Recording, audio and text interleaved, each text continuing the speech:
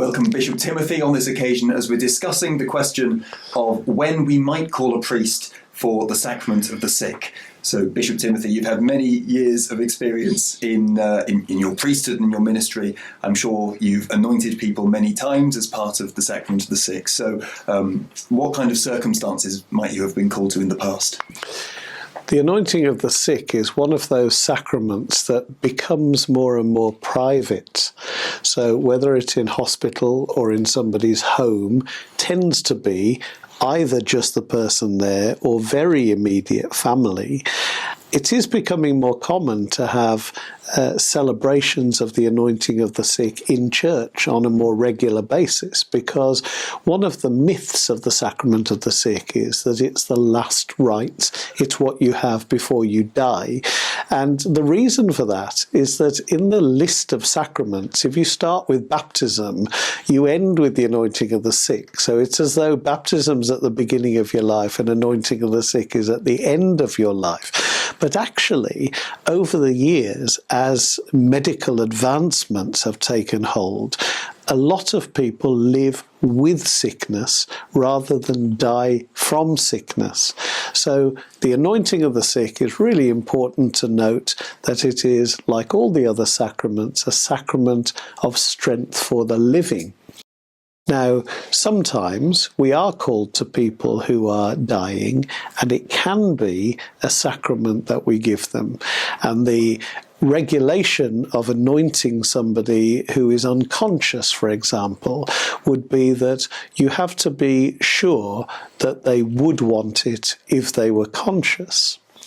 But also, when we talk about sacraments at the end of life, the other one that we give is Holy Communion as viaticum, food for the journey. And there's something really beautiful about somebody being near to the end of their life, if they're still conscious, if they're still able to consume even a particle of the consecrated host, to think that that last bit of food, spiritual food, is going to be the bread of heaven that is going to lead them from this life to the next. One of the things that I'm always fascinated by when I anoint somebody in those circumstances is to think, this person is in my presence now, and maybe in a few moments' time they're going to be in God's presence. And just to ask that question, what is it that I would almost want to send to God with this person at the end of their life? But coming back to the anointing of the sick, to give somebody hope in sickness, or that it could be in advanced age. If somebody has become noticeably frailer in old age, then they can be a recipient of the anointing of the sick. Beautiful sacrament, one that deserves to be more public if a person is happy for that to be done. I think what you said about the sacraments in general there as being strength for the living is a really beautiful way of articulating it. That I think we can all kind of make the assumption that the sacraments are there to mark specific life moments. So we think, for example, that even though Holy Communion is something that we're able to receive on a daily basis, if we're able to get to Mass that frequently, we'll very often focus on First Holy Communion as a kind of milestone step. But the reality is that with Holy Communion and with the Sacrament of Reconciliation, with the anointing of the sick, these are all sacraments that strengthen us throughout our lives as well.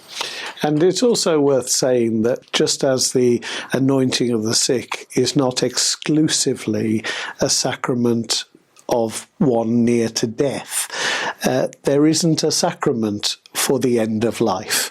And that's good in a way, because obviously some people die suddenly. So the idea that you wouldn't receive the sacrament that everybody should have, there's still very much within the Catholic consciousness that sense of call for the priest, whether before or after death. But there isn't a sacrament for the end of life.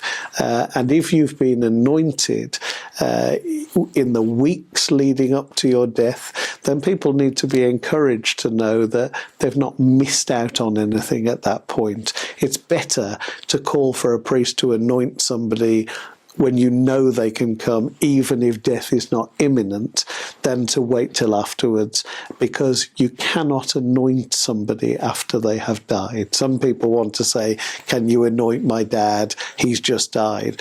But sacraments are strength for the living, so there are a different set of prayers that you say when somebody has died. And I think this also highlights the role that chaplains play in hospitals, actually, because it's not always a case that priests are only ever called out to go around and visit people in the hospital who are facing really specific difficulties or might be nearing the end of their lives. But chaplains are able to go and visit patients from all faiths and none, of course, but especially the Catholic patients, just because they're in hospital, even if it's for very minor treatment, really, that there is a value there in their presence, in the care that they show, and in the gift of the sacraments as well. I think you're right that we have priests and deacons who are chaplains, we have religious sisters, but laymen and women can be chaplains in hospitals, part of the chaplaincy team and visiting. And I think there are probably many hospital chaplains who would welcome that offer, just as prison chaplains would, that good people who have time to visit the sick, visit those in prison, what we call the corporal works of mercy, very rewarding things for the person and seeing Christ in others.